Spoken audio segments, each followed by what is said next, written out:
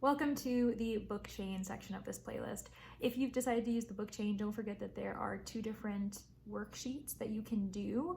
There's one that fits 6 books, but then another one that fits 10. That's really for those who just want to print it out or want to post on social media. If you know for a fact that you aren't going to be reading up to 6 books in the month, you can still do this. So don't feel as though that is a cutoff, meaning you have to read a minimum of 6 books to participate in the book chain. Really what it is with every book you read, you have to create a chain. That chain can have certain links. The links don't have to be the same throughout, but if you really want to challenge yourself and you know you're the type of reader to do that, then go ahead. But really what I'm going to be doing in this specific video is providing you with a dump of ideas as far as how you might link books. And so here we go.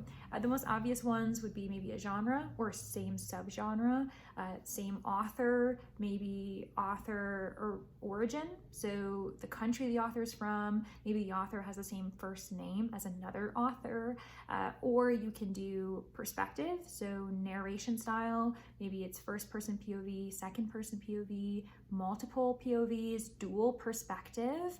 You also can have it as far as setting.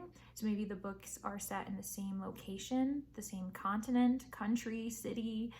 Maybe you specifically are reading a first in a series, and so the next book you want to read is also a first in a series. Maybe it's the last in a series, and the connection you want to make with another book is that it's the last in a series for them as well. Maybe there's an animal companion, maybe there's a certain magical creature, so a vampire, and then the next book you read has to also include a vampire.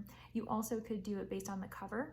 So maybe the covers are the same color scheme, maybe they're both cool colors, warm colors, both have the same dominant color in general. Maybe there is a certain item that is featured on the cover, an open book, maybe a chair, a fireplace, a tree, whatever you want to do as far as that goes. Maybe the books have the same title. Maybe they have one word that's similar in the same title. Maybe they are the same number of syllables, the same number of words. So maybe you read a book that has 5 words in the title and you're like, okay, now I have to read another book that has 5 words in the title.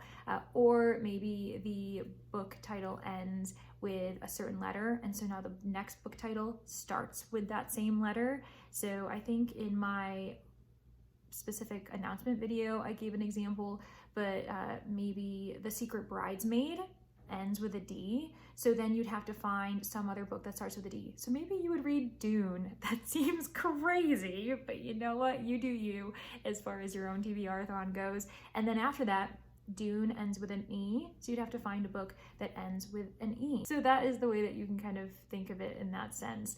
So there are so many ways that you can be creative. Maybe it's the same publisher as well. That can be especially fun if you're doing an indie published book, because then that means you're supporting a smaller publisher in general. Maybe you want to also do it based on how you acquired the book. So maybe the book was a recommendation from a friend, and so now you want to read another book that's recommended by a friend, or a book that you borrowed from a library, meaning that the next book you have to do is from a library. Maybe there's an audiobook, so the next book you have to read is an audiobook. Do you see how you can just be as creative as possible as far as your book chains go? I hope that this helps. Honestly, feel free to comment below other suggestions, other ideas as far as you might connect with chains, but either way, I'm really excited to see how creative we all get. So yeah, thanks for choosing the book chain for January's TBRathon.